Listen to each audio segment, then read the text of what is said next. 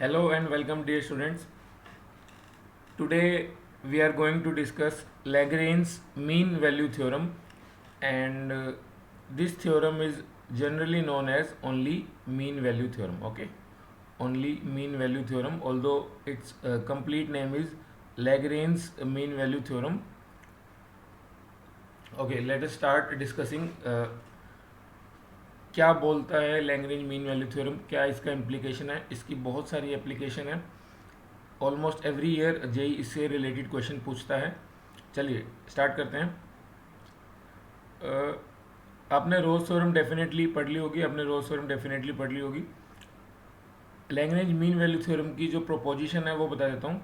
Suppose there is a function F X and we are talking about the interval A to B, और आप इसको close bracket भी ले सकते हैं क्योंकि बाउंड्री पे कंडीशन पे फर्क नहीं पड़ेगा। Function is continuous in the interval a to b. Second condition, function is differentiable in open interval a to b. ये दोनों कंडीशन आपको ध्यान आ रहा होगा, रोज थ्योरम के अंदर भी सेम थी।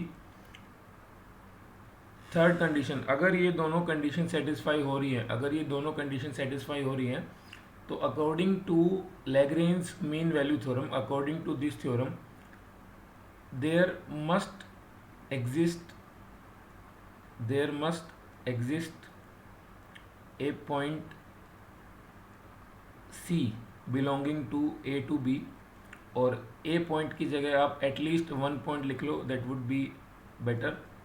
There must exist at least one point C belonging to A to B such that f dash c is equal to fb minus fa upon b minus a, जो चीज़ यहाँ पे लिखी हुई है। अब मैं एक बार इस चीज़ को एक्सप्लेन कर देता हूँ। मैंने थ्योरम की जो प्रोपोजिशन है वो आपको लिख के बता दी है। देखो, मान लो ये हमारे फंक्शन की कर्व है जो आपको ब्लू लाइन से दिख रही है, ये हमारे फंक्शन की कर्व है। यहाँ पे हमारा पॉइंट है स्मॉल ए, यहाँ पे हमारा पॉइंट है स्मॉल बी। हम ए से बी के बीच की बात कर रहे हैं। ए से बी के बीच में फंक्शन कंटिन्यूस है, डिफरेंशिएबल है। तो अगर मान लो आप ए और बी पॉइंट को कनेक्ट करते हो तो ये कोड है। तो ये थ्योरम क्या बोलती है, इस कर्व के ऊपर कम से कम एक पॉइंट और ऐसा मिलेगा ए और बी के बीच में, जहाँ पे अगर आप कर्व के ऊपर टेंजेंट बनाओगे तो वो उस कोड के पैरेलल होगा। देखो, इस कोड के बी पॉइंट के कोऑर्डिनेट कितने आ जाएंगे, B comma F B point के कोऑर्डिनेट, ए पॉइंट के coordinate A comma F A, है ना। ये आप इजीली पता लगा सकते हो। ए बी लाइन का स्लोप कितना होगा, F B minus F A upon B minus A. ये हो गया ए बी लाइन का slope of line A B line का स्लोप। सपोज यहाँ पे कोई पॉइंट है सी, अगर आपने उसके ऊपर टेंजेंट ड्रॉ करा तो अकॉर्डिंग टू दिस थ्योरम इस कर्व के ऊपर कम से कम एक पॉइंट सी ऐसा जरूर मिल जाएगा, जहाँ पे अगर आप टेंजेंट ड्रॉ करोगे तो उसका स्लोप इस लाइन के पैरेलल आएगा। इस लाइन का मतलब जॉइनिंग द एंड पॉइंट्स, ऐसी लाइन जो एंड पॉइंट्स को कनेक्ट कर रही है, जिस इंटरवल की आप बात कर रहे हो उसके एंड पॉइंट्स को, ठीक है। तो कम से कम एक पॉइंट ऐसा आएगा। मान लो कर्व इस तरीके से है, कर्व मान लो इस तरीके से, तो यहाँ पे वो पॉइंट आपको मिल जाएगा। अगर मान लो कर्व इस तरीके से है, बीच में कई सारे टर्न ले रही है, तो ऐसे आपको 2-3 पॉइंट मिल जाएंगे। यहाँ पे 2 मिल रहे हैं, जैसे मान लो आपकी कर्व कुछ इस तरीके से हो, तो आपको यहाँ पे कई सारे पॉइंट मिल जाएंगे। Point number 1, point number 2, point number 3, point number 4, जहाँ पे अगर आप टेंजेंट ड्रॉ करोगे तो उस टेंजेंट लाइन का स्लोप इस लाइन के स्लोप के बराबर आएगा। This is LMVT। आप लैग्रेंज मीन वैल्यू थ्योरम से रोल्स थ्योरम भी आराम से प्रूव कर सकते हो। Rolle's theorem Lagrange mean value theorem का एक स्पेशल केस है, जहाँ पे एफ बी एफ ए के बराबर होता है। अगर एफ बी एफ ए के बराबर रखोगे तो एफ डैश सी की वैल्यू 0 आ जाएगी। रोल्स थ्योरम की ये कंडीशन होती है ना कि एफ बी एफ ए के बराबर हो तो कम से कम एक पॉइंट ऐसा मिलेगा जहाँ पे डिफ्रेंशिएशन 0 हो। LMVT ने उसको जनरलाइज किया, उसको बोला कि भाई फंक्शन की वैल्यू दोनों एंड पॉइंट्स पे बराबर हो ऐसा ज़रूरी नहीं है, अलग अलग भी हो सकती है, तो भी हमको एक पॉइंट ऐसा ज़रूर मिलेगा जहाँ पे टेंजेंट का स्लोप उन दोनों पॉइंट्स को कनेक्ट करने वाली लाइन के स्लोप के बराबर हो, ठीक है। चलिए, इसके क्वेश्चन किस तरीके से आते हैं वो चीज़ हम डिस्कस कर लेते हैं। हम सीक्वेंशियली में भी मूव नहीं कर पाएंगे, बट मैं आपको रेलेवेंसी के हिसाब से मूव कराऊंगा, ठीक है, कि जो टॉपिक सबसे ज़्यादा रेलेवेंट है। ये वाला क्वेश्चन आपका जेई एडवांस 2017 के पेपर का है, जेई एडवांस 2017 के पेपर का, सिंगल करेक्ट है। f is a function from real to real is a twice differentiable function such that f double dash is greater than zero, मतलब function का double order derivative हमेशा zero से बड़ा है, ठीक है, for all x belonging to R, and f of 1/2 is equal to 1/2, f की value 1/2 पे 1/2 है, 1 पे 1 है। चलो एक बार इसको थोड़ा सा ग्राफिकली एक बार प्लॉट कर लेते हैं, क्या सिचुएशन बनती है। ये हमारा एक्स एक्सिस, ये हमारा वाई एक्सिस जिस पे f प्लॉट करेंगे, 1/2 एंड 1, दो ही पॉइंट हमको चाहिए। 1/2 यहाँ पे ले लेते हैं, 1 यहाँ पे लेते हैं। 1/2 के ऊपर फंक्शन की वैल्यू 1/2 है, 1 के ऊपर फंक्शन की वैल्यू 1 है। फंक्शन डबल डिफरेंशिएशन जीरो है, डिफरेंशिएबल फंक्शन है, तो फंक्शन कॉनकेव अप इस टाइप से कुछ होना चाहिए ना, फंक्शन कॉनकेव अप इस टाइप से होना चाहिए। ऑप्शन में क्या पूछा गया है, f-1 की वैल्यू का आपको अप्रोक्सीमेशन देना है। देखो सबसे पहले चीज़, जब भी डिफरेंशिएशन के अंदर कोई भी इनइक्वालिटी दिखे, डिफरेंशिएशन के अंदर कोई भी इनइक्वालिटी दिखे, आपको सोच लेना है कि ये जरूर LMVT का क्वेश्चन है। सबसे पहली हिंट, डिफरेंशिएशन के अंदर इनइक्वालिटी दिखते ही आपको सोच लेना है कि ये लैग्रेंज मीन वैल्यू थ्योरम का सवाल है।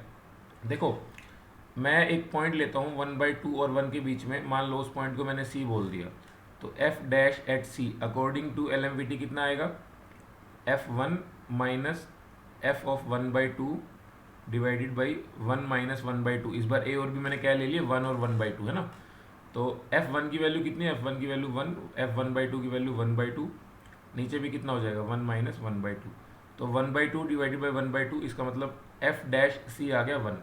अच्छा, मतलब एक 1/2 और 1 के बीच में यहाँ पे हमको एक पॉइंट ऐसा जरूर मिल जाएगा जहाँ पे फंक्शन का डिफरेंशिएशन 1 होगा। अच्छा, एक ये वाली चीज़ आपको इंपॉर्टेंट दे रखी थी, f double dash is greater than zero. अगर किसी फंक्शन का डिफरेंशिएशन जीरो से बड़ा हो, इसका मतलब वो फंक्शन इंक्रीजिंग फंक्शन होता है, इसका मतलब f डैश एक इंक्रीजिंग फंक्शन है। ये वाली चीज़ समझ आ रही है आपको, f डैश का डिफरेंशिएशन f डबल डैश ये अगर जीरो से बड़ा है, इसका मतलब f डैश एक इंक्रीजिंग फंक्शन है, क्योंकि अगर f डैश जीरो से बड़ा होता है तो हम मानते हैं कि f इंक्रीजिंग है, अगर f डबल डैश जीरो से बड़ा है इसका मतलब f डैश इंक्रीजिंग है।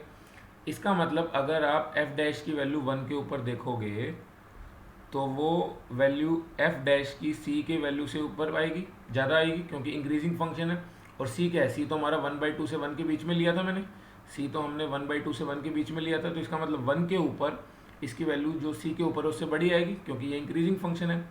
f डैश 1 की वैल्यू, f डैश c की वैल्यू कितनी है, f डैश c की वैल्यू 1, इसका मतलब f डैश 1 की वैल्यू पक्का 1 से बड़ी होगी। कौन सा ऑप्शन मैच कर रहा है, ऑप्शन नंबर डी मैच कर रहा है खाली। ठीक है, समझ आ गया। तो जेईई एडवांस इस टाइप से कंसेप्चुअल क्वेश्चन पूछता है, अगर किसी के कंसेप्ट क्लियर है तो उसके लिए 30 सेकंड्स का क्वेश्चन है। अगर आप यही सोचने बैठ जाओगे कि भाई इसके अंदर मैं प्रॉपर्टी कौन सी लगाऊं, थ्योरम कौन सी लगाऊं, ये क्वेश्चन है कौन से टॉपिक का, तो फिर आपका सारा टाइम वेस्ट हो जाएगा। ओके, जैसे ही डिफरेंशिएशन के अंदर आपको इनइक्वालिटी दिखे, चार ऑप्शन में देख सकते हो इनइक्वालिटी है, आपको भाई पता चल जाना चाहिए, गांठ बांध लो, ये LMVT का क्वेश्चन है। ओके, चलिए नेक्स्ट क्वेश्चन की तरफ बढ़ते हैं। ये वाला क्वेश्चन जेईई एडवांस 2015 का क्वेश्चन है, जेईई एडवांस 2015 का है। एक बार स्टेटमेंट रीड ऑन करिए आप स्क्रीन पॉज करके। मैं थोड़ा सा और एनलार्ज कर देता हूँ इमेज को, क्योंकि ये डेटा इंटेंसिव क्वेश्चन है थोड़ा सा।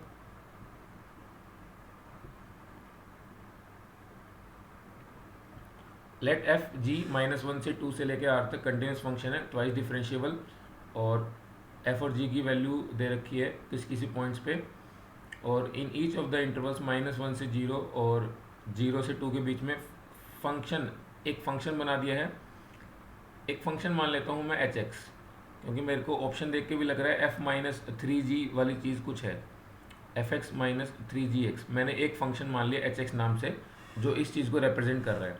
तो क्या बोला हुआ है, f-3g का डबल डैश, मतलब h डबल डैश x कभी जीरो नहीं है, h डबल डैश कभी जीरो नहीं है, never vanishes. Okay, the correct statements are f dash -3g dash, इसका मतलब h डैश के आपसे रूट पूछे हुए हैं, h डैश के रूट की बात हो रखी है। अच्छा ठीक है, चलो एक बार वैल्यूज़ का आइडिया ले लेते हैं,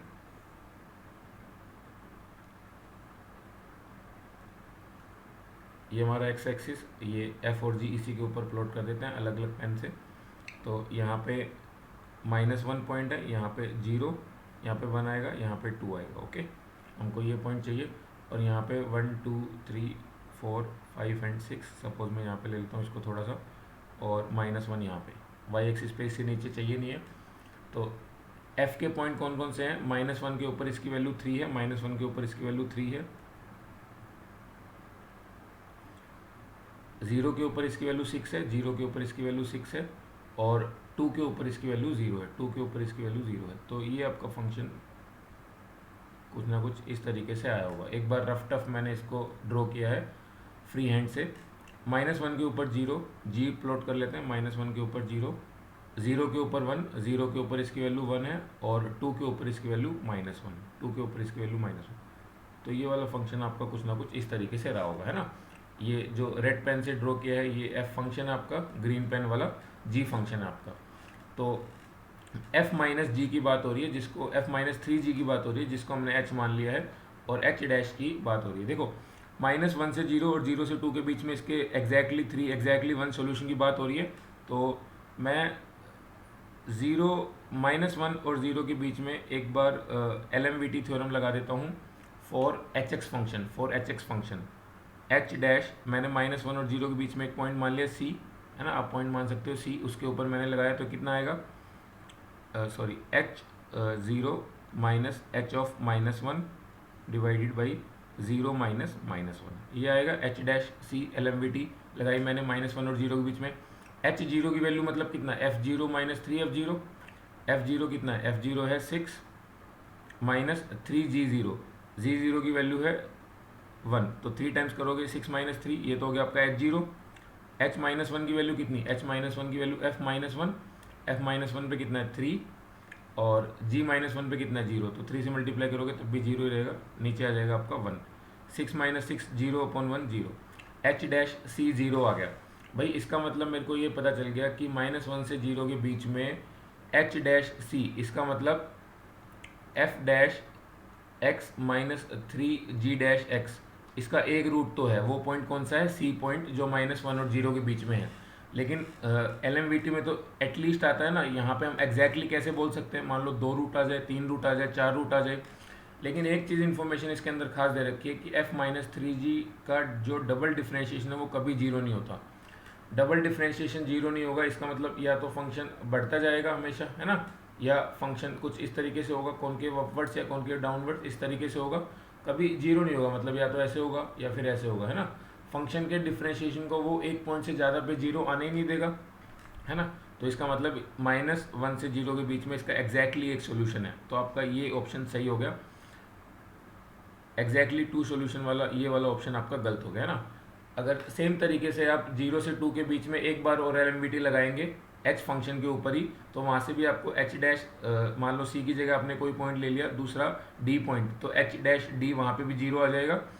यही सेम लॉजिक लगा के कि डबल डिफ्रेंशिएशन कभी 0 नहीं है, तो एक से ज़्यादा डिफ्रेंशिएशन के रूट नहीं आ सकते, तो इस फंक्शन के 0 से 2 के बीच में भी एग्जैक्टली एक ही रूट आपको और मिलेगा। तो टोटल में 3 सॉल्यूशन है, ये वाली स्टेटमेंट भी गलत है, बी और सी इसके सही ऑप्शन है, ठीक है। एक बार आप ट्राई करना, 0 से 2 के बीच में LMVT आप खुद लगा सकते हो, जैसे मैंने 0 और -1 के बीच में लगाई है।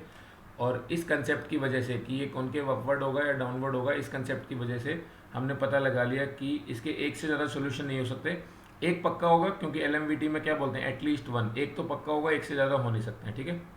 चलिए नेक्स्ट क्वेश्चन करते हैं quickly. f and g are differentiable function in 0 से 1 सेटिस्फाइंग f0 2, ये g1 की भी वैल्यू है, g0 0, f1 6, then for some c belonging to 0 से 1 ओपन इंटरवल, इस ब्रैकेट का मतलब है ओपन इंटरवल, c कोई पॉइंट है 0 से 1 के बीच में। भाई साफ साफ पता चल रहा है कि ये तो LMVT का ही सवाल है, कोई c भी दे दिया, 2 फंक्शन दे दिए, दोनों फंक्शन के डिफरेंशिएशन के बीच में रिलेशन बतानी है ना, और एंड पॉइंट पे वैल्यू भी दे रखी है, 1 पे 0 पे 1 पे 0 पे, तो साफ साफ पता चल रहा है कि भाई ये तो मेरा जरूर LMVT का सवाल है। अगेन लास्ट क्वेश्चन की तरह मैं एक फंक्शन मान लेता हूँ hx, जो मैंने मान लिया fx माइनस gx, है ना, इसी तरीके से मान लिया। तो एक बार h0 की वैल्यू बता दो भाई, f0 माइनस g0, f0 की वैल्यू कितनी है, f0 की वैल्यू 2 है, और g0 की वैल्यू 0, तो h0 की वैल्यू आ गई 2। सिमिलरली h1 की वैल्यू भी कैलकुलेट कर लेते हैं, h1 कितना आ जाएगा, f1 माइनस g1 F1 कितना है, F1 6 दे रखा है, G1 की वैल्यू 2 दे रखी है, H1 आपका आ गया 4। अब मैं 0 से 1 के बीच में कोई सी लेता हूँ, उसके ऊपर H डैश कितना आएगा, H डैश आएगा H1 minus H0 divided by 1 minus 0 according to LMVT। Lagrange mean value theorem लगा दी मैंने यहाँ पे। C क्या है, C कोई भी नंबर है जो 0 से 1 के बीच में है, इस बार क्वेश्चन में ही दे रखा है। H1 की वैल्यू कितनी है 4, H0 की वैल्यू कितनी है 2 डिवाइडेड बाई 1, है ना। तो H डैश C की वैल्यू आ गई 2। अच्छा H डैश C आपका कितना होगा, H डैश C आपका होगा F dash C minus G dash C, इसकी वैल्यू आ गई 2, इसकी वैल्यू आ गई 2। ठीक है, ये वाली चीज़ समझ आ रही है आपको। तो आप इस तरीके से आइडिया लगा सकते हैं। ये वैल्यू आपके पास आ रही है 2, ठीक है, 4 माइनस H0 2 अपॉन, हाँ ठीक है। तो F dash is equal to G dash C और प्लस का 2, है ना। अच्छा एक चीज़ ज़रूर है, ये तो मैंने क्या किया, LMVT एक H फंक्शन ऐसा लिया मैंने जो F माइनस जी पे लगाया मैंने। भाई मैंने ट्राई किया था F माइनस जी पे लगाने से, क्योंकि दो फंक्शन हमने लास्ट क्वेश्चन की तरह इसको करने का सोचा, लेकिन मैंने देखा ये तो G डैश प्लस 2 आ गया, G डैश प्लस 2 आ गया। एक चीज़ ज़रूर पता चल रही है कि 0 से 1, 0 पे फंक्शन की वैल्यू 2 है, फिर 6 हो जा रही है, फिर यहाँ पे 0 है 2 हो जा रही है, फंक्शन इंक्रीजिंग तो है, और F डैश जो है G डैश के प्लस 2 के बराबर है। लेकिन हमको ये वाला ऑप्शन गलत हो गया, ये वाला ऑप्शन गलत हो गया, तो लेकिन तब भी B और D ऑप्शन में थोड़ी सी कन्फ्यूजन है। तो इससे अच्छा आप कोई सी पॉइंट ऐसा लो, वहाँ पे दोनों फंक्शन पे LMVT अलग अलग लगा दो। F डैश के ऊपर अलग लगा देता हूँ, F1 minus F0 divided by 1 minus 0। F1 कितना दे रखा है आपको, F1 दे रखा है 6, F0 कितना दे रखा है, F0 दे रखा है 2। तो F डैश C की वैल्यू कितनी आ गई, F डैश C की वैल्यू आ गई आपके पास 4। सिमिलरली अगर आप G डैश C की वैल्यू निकालोगे तो G1 कितना है 2 माइनस G0 0 डिवाइडेड बाई 1, तो ये आ जाएगी आपके पास 2। तो आप देख सकते हो कि F डैश C जो है G डैश C का ट्वाइस है, 2 इंटू 2 4, तो आपका B ऑप्शन ठीक है ना, तो आपका B ऑप्शन ठीक है। समझ आइए आपको ये वाली चीज़। ये था आपका JEE मेन 2014 का क्वेश्चन। अब जो क्वेश्चन आपके सामने लिखा हुआ है, दिस इज JEE मेंस 2020, एकदम लेटेस्ट क्वेश्चन है। Fx is continuous and differentiable in -7 से 0 and F dash is less than equal to 2। देखो डिफरेंशिएशन के अंदर इनक्वालिटी दिख गई, मतलब पता चल गया कि LMVT का क्वेश्चन है। -7 से 0 के बीच में फंक्शन का डिफरेंशिएशन हमेशा 2 से कम है। F -7 की वैल्यू -3 है, range of F of -1 plus F of 0। F of -1 की वैल्यू का आइडिया लेना है, F ऑफ -1 की वैल्यू का आइडिया लेना है, F ऑफ 0 की वैल्यू का आइडिया लेना है ना, इसकी रेंज बतानी है। तो मैं क्या करता हूँ कि एक बार -7 से -1 के बीच में LMVT थ्योरम लगा देता हूँ। मैंने कोई पॉइंट ले लिया C जो -7 से -1 के बीच में है, तो कितना आएगा, F of -1 minus F of -7 divided by -1 और माइनस का 7, तो ये प्लस हो जाएगा F dash C। F of -1 की वैल्यू का तो हमको आइडिया लेना है।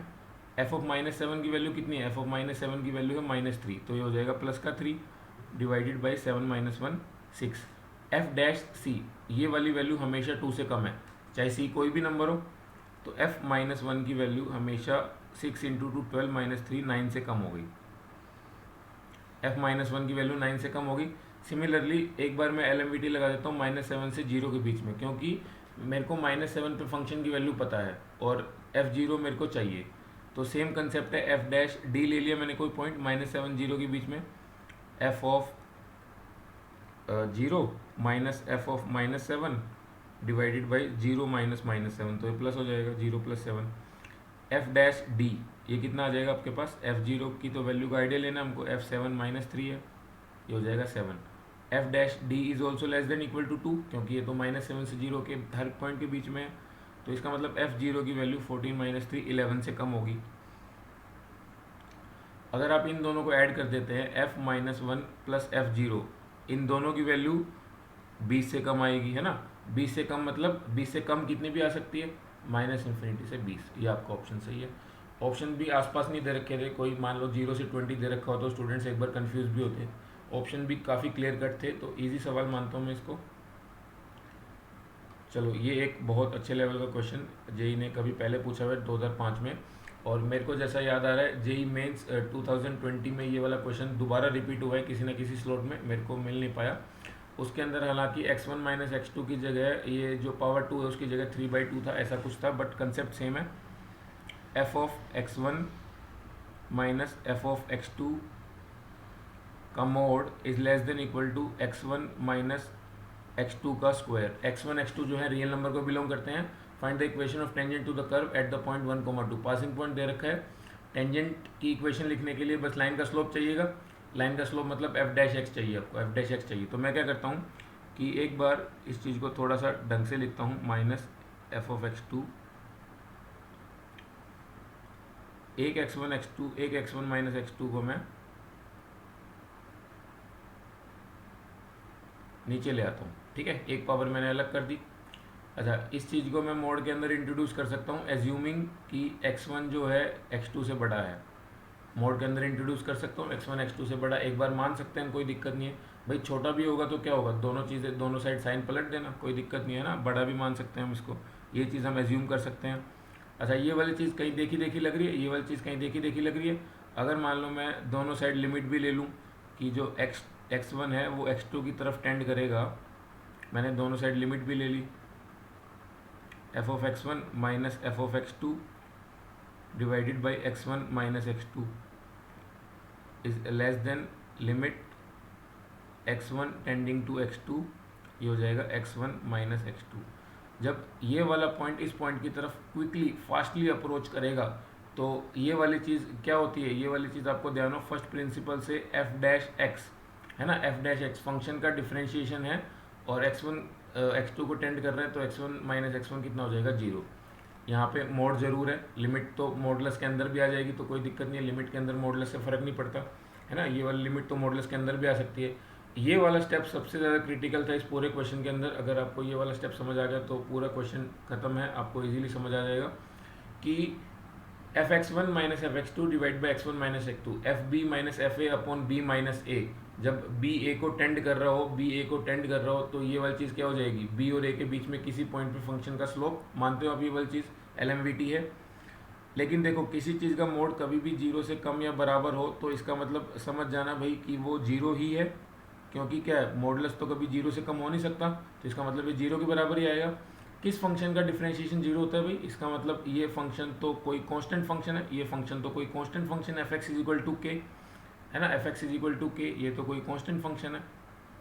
अब आपको इस फंक्शन के ऊपर और ख़ास बात क्या है, ये फंक्शन 1,2 पे से पास हो रहा है, तो आप पुट करोगे k की वैल्यू 2 आ गई, इसका मतलब फंक्शन क्या है, f(x) is equal to 2, function constant है, तो इसके ऊपर टेंजेंट लाइन की इक्वेशन भी कितनी आ जाएगी, y is equal to 2, y minus 2 is equal to slope कितना, फंक्शन का डिफरेंशिएशन 0 x माइनस 1, तो ये वाली चीज़ 0 होगी, y की वैल्यू कितनी आ गई 2। ये आपकी टेंजेंट लाइन की इक्वेशन है। काफ़ी interesting question, but easy as well as, but ये वाला क्वेश्चन इसी कंसेप्ट को यूज़ करके मॉडुलस के अंदर लिमिट और LMVT को यूज़ करके जेई ने 3-4 बार क्वेश्चन पूछ लिया है।